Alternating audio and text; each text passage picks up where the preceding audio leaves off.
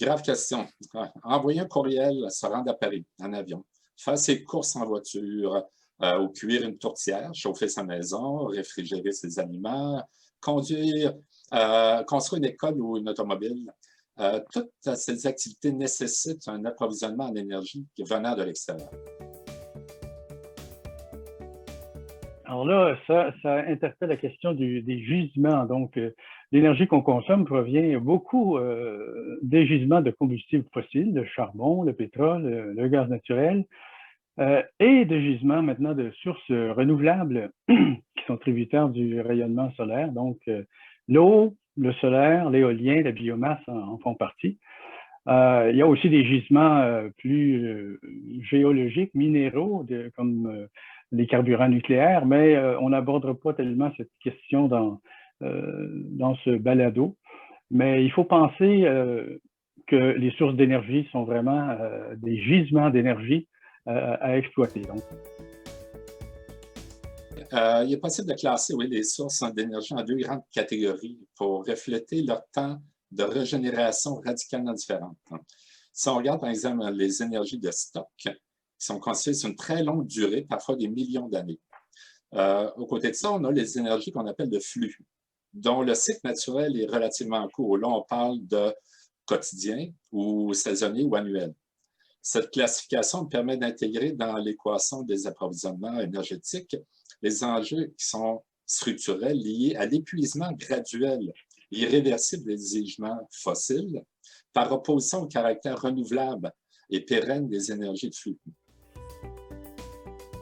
C'est une difficile question, mais il semble bien que même le rapport récent de l'Agence internationale de l'énergie nous dit qu'il faut s'orienter vraiment vers les énergies renouvelables, l'efficacité énergétique, bien sûr.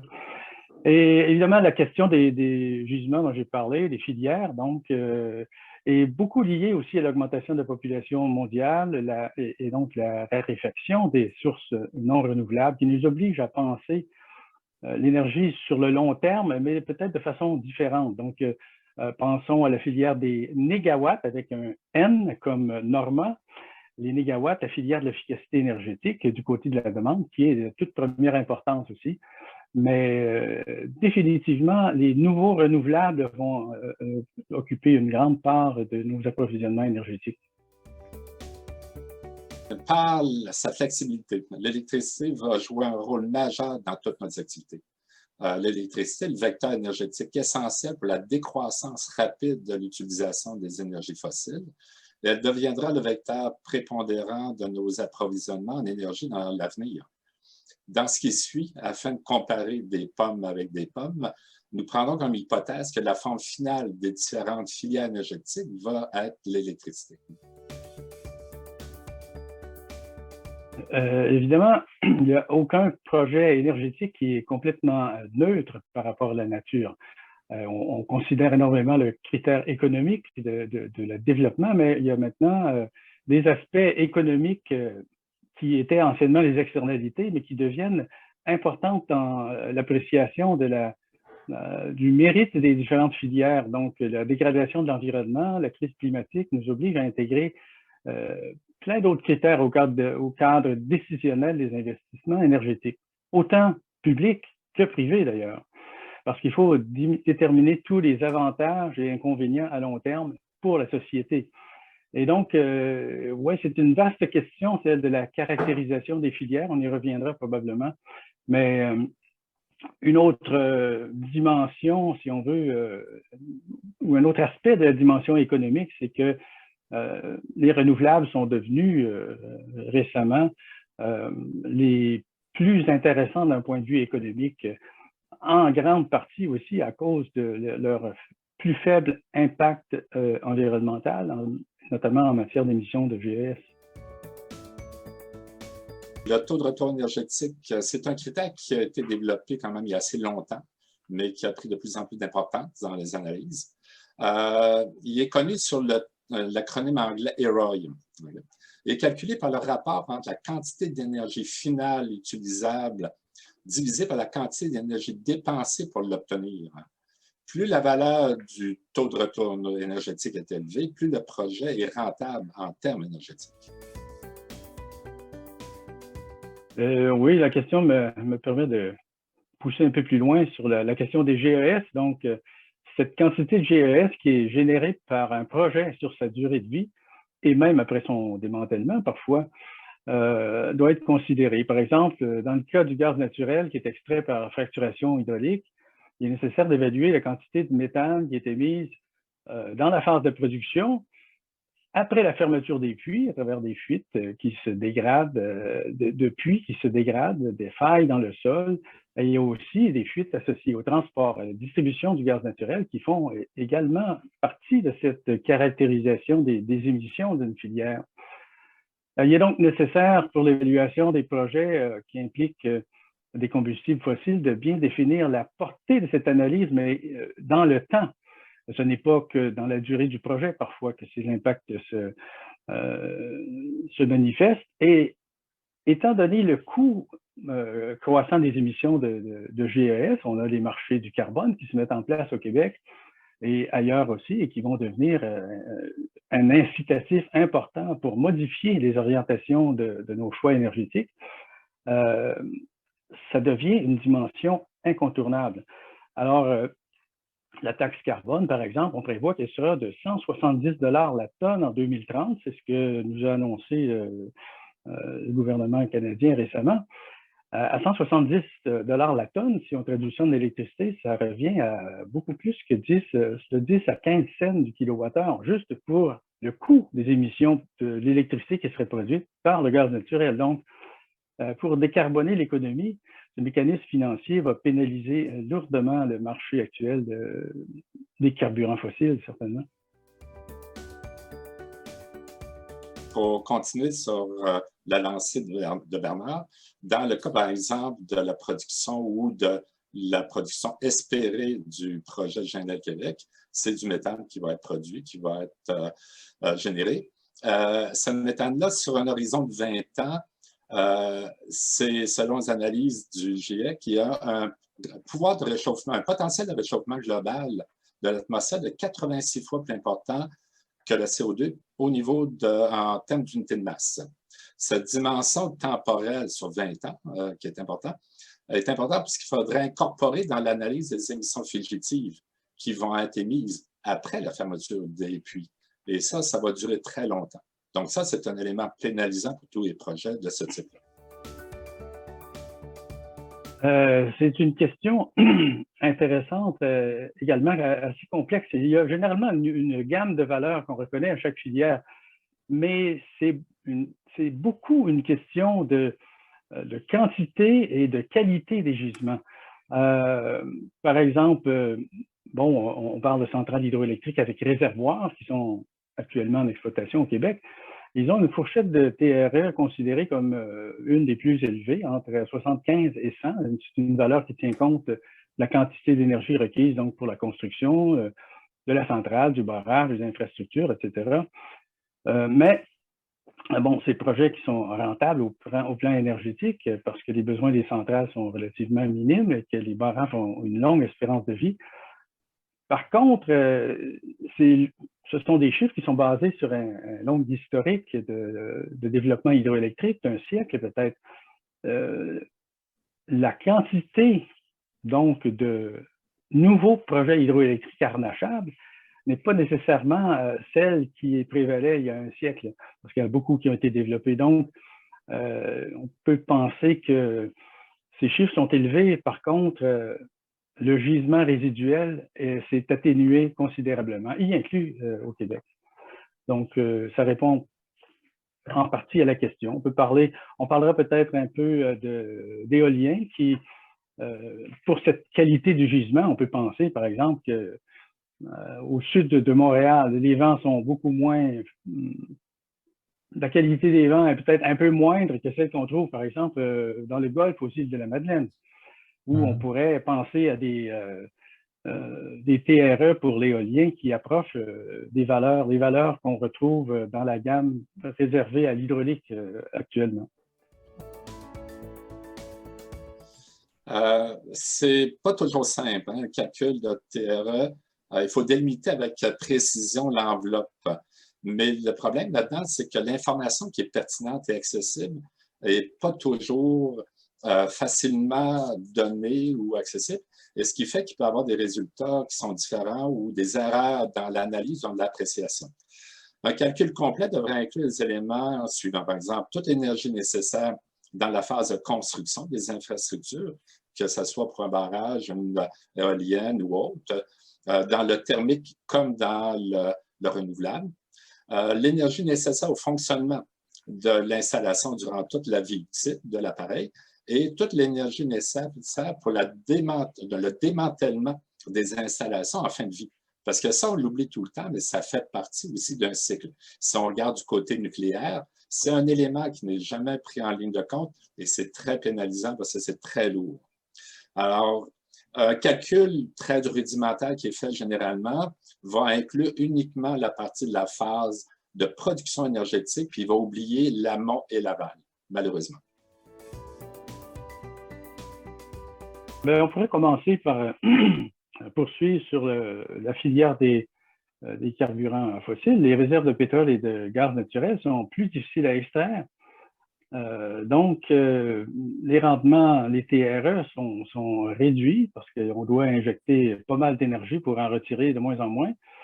Alors que pour les énergies renouvelables, qui sont plus récentes, ils ont fait l'objet d'énormément de travaux de développement. Leur TRE augmente actuellement par l'amélioration à la fois de la technologie de captation avec les années et aussi au fait qu'ils se retrouvent, par exemple pour l'éolien, à des hauteurs où les gisements sont beaucoup plus intéressants en termes d'exploitation. Donc, le TRE, pour l'énergie solaire, on peut dire, ça se situe dans des valeurs entre 15 et 35, mais et donc dépendant toujours du type de capteur solaire, de l'ensoleillement local. En fait, dans le Grand Nord du Québec, c'est peut-être pas la région la plus intéressante par rapport à Montréal, par exemple, en termes de TRE, tout au moins. Et pour l'énergie éolienne, ben, même chose, la vitesse annuelle moyenne des vents d'un site est quand même un indicateur assez puissant du gisement local. Alors, et donc ces éoliennes maintenant toujours plus hautes, équipées de rotors toujours plus grands, donc fournissent aujourd'hui l'électricité à un coût toujours plus bas et avec des TRE donc qui se situent dans une fourchette qui va de 35 à 70 et probablement plus à certains endroits où les gisements sont vraiment de qualité remarquable, comme je pense toujours au Golfe, aux régions côtières du Québec, par exemple.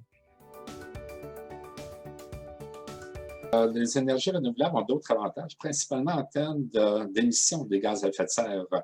Les émissions, dans le cas d'éolien, solaire, hydraulique, sont au niveau de la construction des installations. Une fois les installations mises en place, il n'y a plus de production de gaz à effet de serre. Et ça, c'est un énorme avantage. Deuxième avantage, comme le carburant, ce qu'on peut appeler le carburant solaire, éolien ou hydraulique, il est gratuit. Donc, ça va faire en sorte qu'en termes de filière, on va avoir à ce moment-là une stabilité des prix de l'électricité produite sur toute la durée de vie. Il ne va pas avoir de fluctuations comme dans le cas des énergies fossiles qui fluctuent continuellement et qui vont aller de toute façon vers une diminution des réserves, donc une augmentation des prix. Évidemment, il faut voir que ce qu'on considère dans l'équation, comme on a dit plus tôt, on a, pour comparer les pommes avec des pommes, on s'est basé sur la production d'électricité. Ce qui signifie que dans le cas des carburants fossiles, le carburant doit être brûlé dans un moteur quelconque, un groupe électrogène qui va produire de l'électricité. Le rendement de ces moteurs-là est au mieux de l'ordre de 40 %. Ça veut dire donc qu'on perd à peu près 60 % de la valeur énergétique du carburant dans l'opération. Donc, les TRE dont on a parlé, si on se situe au niveau du puits ou de l'approvisionnement d'une centrale thermique, par exemple, on avait des chiffres qui doivent être réduits d'un facteur à 40 % de la valeur initiale par rapport à, par exemple, l'utilisation qu'on en ferait pour des applications directement de chauffe. Alors, mais il n'y a pas beaucoup de données qui existent actuellement même pour les phases de construction des infrastructures de production du secteur fossile. Et les résultats de recherche présentés par M. Cellier en 2019 dans la CETAT qu'on montre, portaient sur 30 compagnies pétrolières les plus importantes au monde et montraient que leur TRE se situait entre 3 et 30 avant la combustion. Alors donc, une fois la conversion en courant électrique intégrée au calcul, avec le rendement, on se retrouve à entre 1,2 et 12. Alors, c'est le même ordre de grandeur pour le gaz naturel. Donc, on est là dans des technologies qui présentent à terme des problèmes de bilan énergétique négatif avant longtemps, quoi. Lorsqu'il faut mettre un baril de pétrole pour en sortir un, on comprend qu'il faut vraiment chercher autre chose. Très bien. Donc, dans le cas des énergies fossiles, le TRE diminue avec le temps parce que beaucoup des meilleurs gisements ont été exploités, comme je l'ai dit tantôt, et elles deviennent de plus en plus difficiles à extraire. Ça requiert davantage d'énergie. Et donc, il y a un impact sur les capacités d'exploiter les gisements résiduels. C'est vrai pour le fossile, c'est vrai pour le nucléaire, c'est vrai jusqu'à un certain point pour l'hydroélectricité aussi. Et donc, ces sources sont en augmentation de coûts pour chaque unité d'énergie produite dans les prochaines zones d'exploitation. Oui, j'en ai fait le calcul. Je me suis amusé. En considérant que l'énergie consommée par l'extraction de l'extraction du méthane à la production électrique, incluant le transport par gazoduc, la liquéfaction à l'usine, possiblement au Saguenay, le transport après ça par méthanier et la combustion dans une usine thermoélectrique à l'autre bout. La valeur du trait calculée est de l'ordre de 3,9. C'est très bas. Si en plus on ajoute à ça toute la partie de construction des infrastructures, on devrait couper presque de moitié cette valeur-là. Alors, ces valeurs, avec ou sans infrastructure, rendent le projet inacceptable en termes énergétiques et environnementaux parce qu'il y a une énorme quantité d'émissions de gaz à effet de serre reliées à ce projet-là. Alors, on espère qu'il ne se fasse pas. En fait, le TRE, en réalité, ça permet d'éclairer la prudence des décisions d'une juridiction donnée, le Québec, le Canada, n'importe quel pays, en lui fournissant un fondement tarifaire objectif, je vais m'expliquer davantage là-dessus, à des scénarios économiques d'exploitation des filières de production d'électricité verte, en nous obligeant à faire un inventaire de l'ensemble des gisements énergétiques résiduels en présence dans la juridiction en question, assortis de leurs impacts environnementaux, bien sûr. Alors, l'électricité, on y revient toujours, c'est un vecteur énergétique essentiel pour la décarbonisation. C'est un service public de toute première importance pour cette raison, et c'est la tarification de l'électricité qui constitue donc le premier mécanisme financier à travers lequel les abonnés remboursent les investissements réalisés bon an, mal an, chez nous, par Hydro-Québec, dans les infrastructures de production, de transport et de distribution du réseau électrique québécois. Alors, la dimension stratégique des filières vertes pour l'avenir, c'est toujours le premier déterminant d'une contribution cohérente à ce que le traité de Paris expliquait, définissait comme la riposte internationale contre la crise climatique. Donc, c'est également le premier test de vérité de notre détermination à agir efficacement pour engager la décarbonisation de notre économie par l'électrification verte des usages de l'énergie sur notre territoire. Ouais, une petite conclusion qu'on peut tirer qui est importante de toutes les analyses énergétiques, c'est que là, de l'énergie peu dispendieuse, dont les conséquences ne sont pas seulement externalisées, mais aussi ignorées par les décideurs en termes d'investissement, tire à sa fin. On ne peut plus faire comme avant. Le temps de l'énergie considéré comme une denrée précieuse est arrivé.